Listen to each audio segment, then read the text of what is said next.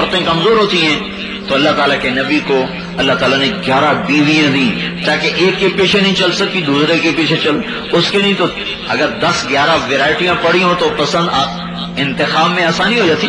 جب ویرائٹی ایک ہو بھی بڑی مہنگی اور قیمتی اب تو کوئی خال خال خریدے گا. تو چونکہ عورت ذات کمزور ہے تو میں قربان ہوں. یاد رکھنا ہمارے نبی نے یہ شادیاں شوق کی نہیں کی تھی. اگر ہمارے نبی شوق کی شادی کرتے تو 25 سال کا نوجوان 40 سال کی عورت سے شادی کرتا. ذرا آپ خود سوچیں. اور عورت بھی وہ جو 2 نکاح پہلے ہو چکے ہوں اور ہر نکاح سے اولاد ہو. اور آپ ایسے حسین ہیں کہ آپ کے بارے میں آتا وسیم قسیم. آپ ایسے حسین تھے کہ جب ایک دفعہ نظر پڑتی تھی نا تو پھر وہ واپس ہٹانے کو جینا چاہتا تھا اور جب دوبارہ نظر پڑتی تھی تو اب پہلے سے زیادہ حسین نظر آنے لگتے تھے. پھر جب پڑتی تو پہلے سے زیادہ حسین, پھر پڑتی پہلے سے زیادہ حسین. جس کا حسن ہر نظر میں بڑھ جائے اس کو عربی میں کہتے ہیں وسیم. اور یہ وسیم آدم سے لے کر آخر انسان تک ایک ہی آیا ہے اور وہ ہے محمد الرسول اللہ. بس یوسف علیہ السلام حسین تھے, وسیم نہیں تھے, حسین. جو دیکھتا تھا دیکھتے کا دیکھتا رہ جاتا تھا. ہمارے نبی وسیم تھے, ہر نظر میں حسن پہلے سے بڑھ جاتا, پہلے سے بڑھ جاتا, پہلے سے بڑھ جاتا. اور قسیم تھے. قسیم کسے کہیں؟ جس کو جس طرف سے دیکھو اس طرف سے حسین نظر آئے, جس کی ہر ادا ہر چیز خوبصورت ہو, اس کو عربی میں قسیم کہتے ہیں. جابر ابن سمرہ فرماتے ہیں کہ ہمارے نبی مسجد نبوی میں صحن میں بیٹھے, اوپر 14ویں کا چاند سر پہ, اور آپ نے اس دن یمن کی ایک بستی تھی اس کا نام تھا سہارا, وہاں سے ایک کپڑا آتا تھا جیسے آج کل گل احمد کا کپڑا سب سے نفیس ہے, تو اس زمانے میں سہارا گل احمد تھا, وہاں سے کپڑا آتا تھا. کبھی کبھی ہمارے نبی وہ کپڑا بھی پہنتے تھے تاکہ امت کے کسی ذوق والے شوق والے مال والا اگر کوئی قیمتی کپڑا پہننا چاہے تو ادھر سے سنت مل جائے. گنجائش دی ہے, سنت کہتے ہیں مستقل طریقہ. اور ایک آدھ دفعہ جو عمل کیا تو وہ گنجائش کے لیے ہوتا ہے, گنجائش کے لیے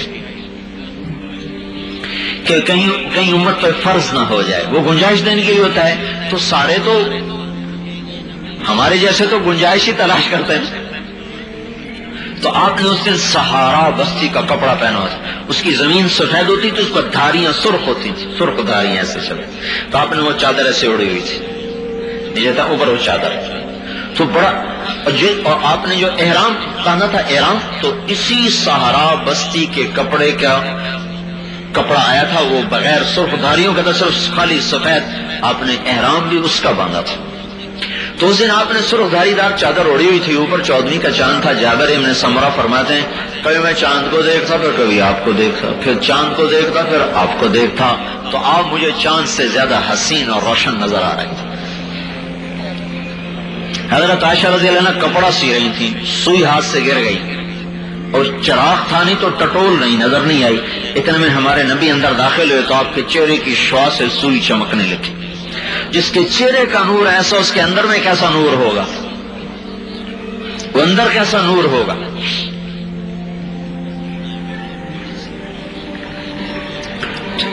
تو جو ایسا حسین ہو وہ 40 سال کی عورت سے کیوں شادی کرے گا.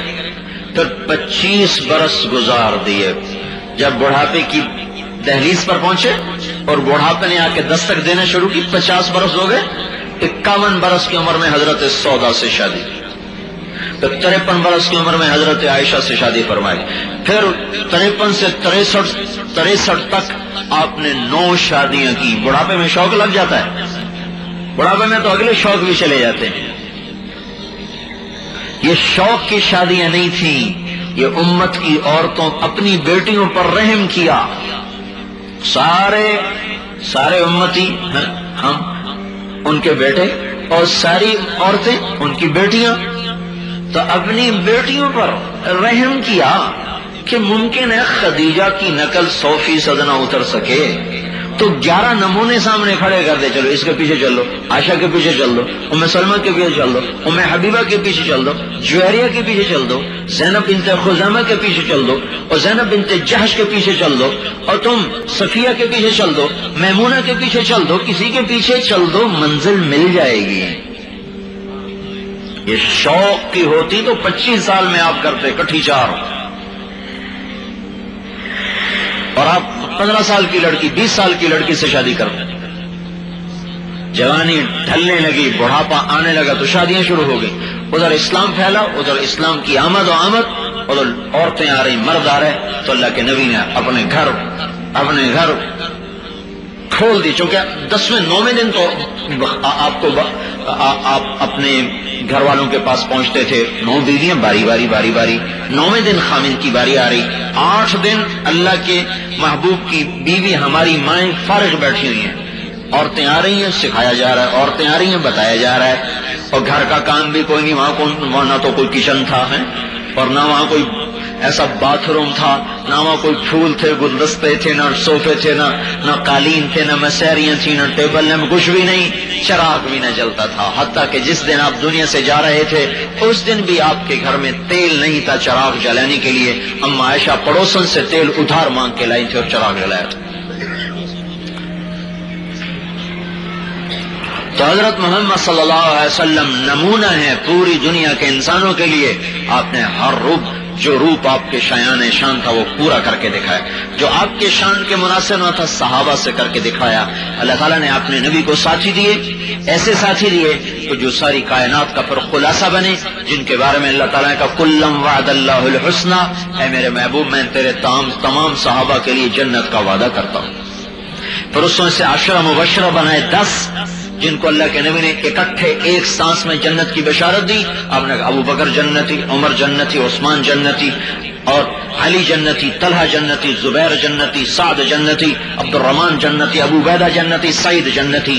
یہ 10 آدمی ہیں جن کو آپ نے ایک دم جنت کی بشارت عطا فرمائی، ان کو عشرۃ مبشرہ کہا جاتا ہے، وہ 10 آدمی جن کو جنت کی بشارت۔ پھر اس کے علاوہ ابو بکر کو فرمایا کہ میں ایک آدمی کو جانتا ہوں جس کے ماں باپ کو جانتا ہوں، جب جنت کے دروازے پر آئے گا تو 8 دروازے کھل جائیں گے، ہر دروازہ تمنا کرے گا یہ ہستی میرے اندر سے گزرے، تو ہر دروازہ کہے گا مرحبا مرحبا مرحبا۔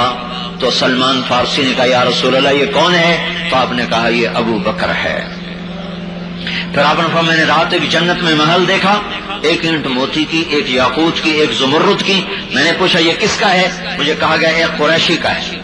میں جب اس میں داخل ہونے لگا تو میں نے سمجھا میرا ہے، جب قریشی کہا تو میں سمجھا میرا ہے، جب میں داخل ہونے لگا تو مجھے فرشتے نے کہا آپ کے غلام عمر بن خطاب کا ہے۔ پھر آپ نے حضرت عثمان سے فرمایا عثمان جنت میں ہر نبی کا ایک رفیق ہے، میرا رفیق عثمان ہے۔ پھر آپ نے حضرت علی کا ہاتھ پکڑ کر یوں اپنے قریب کر لیا، پھر فرمایا علی تجھے خوشخبری ہو جنت میں تیرا گھر میرے گھر کے سامنے ہے۔ یہ خوشخبری اور کسی کو نہیں سنائی آپ، یہ صرف علی کو ملی ہے کہ علی جنت میں تیرا گھر میرے گھر کے سامنے ہوگا۔ پھر آپ نے فرمایا راضی ہو؟ تو علی رونے لگے، کہا یا رسول اللہ میں بالکل راضی ہوں۔ پھر آپ نے فرمایا طلحہ زبیر جنت میں ہر نبی کا ایک حواری، میرے 2 حواری۔ حواری کا کوئی ترجمہ اردو میں ایک لفظ میں کوئی نہیں، یوں سمجھو جان نثار قریب کا ترجمہ، کہ ہر نبی کا ایک، میرے 2، ادھر طلحہ ادھر زبیر، دائیں بائیں چلنے والے ہیں۔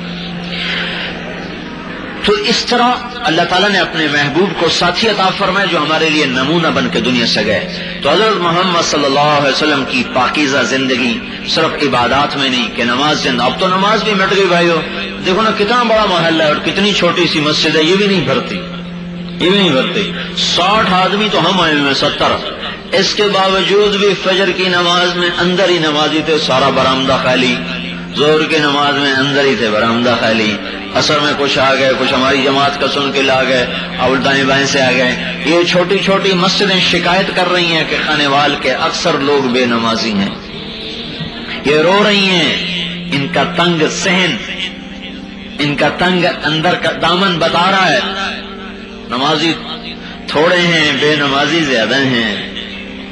تو سارا خانے وال سجدوں میں سر جھڑک دے، عورتیں گھروں میں مصلے کو آباد کریں، مردوں کی دوڑ، نوجوانوں کی دوڑ مسجد کو ہو۔ اذان باہر کی نقل و حرکت کو بند کرنے کے لیے ہے اور مسجد کی نقل و حرکت کو زندہ کرنے کے لیے ہے۔ اللہ اکبر، اے مشرق والو آ جاؤ، اللہ اکبر، اے مغرب والو آ جاؤ، اللہ اکبر، اے شمال والو آ جاؤ، اللہ اکبر، اے جنوب والو آ جاؤ، کیونکہ اللہ سب سے بڑا ہے۔ حی علی الصلاۃ، آ جاؤ آ جاؤ نماز کے لیے۔ کیوں آؤ؟ حی علی الفلاح، اب دکان کھولنے میں کامیابی نہیں، اب نماز پڑھنے میں کامیابی ہے، ادھر آؤ یہاں کام بنے گا۔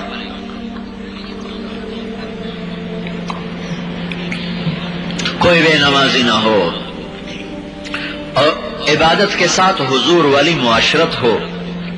آج ہمارے نبی کی معاشرت کے 3 اصول ہیں: تصل من قطعک، تعطی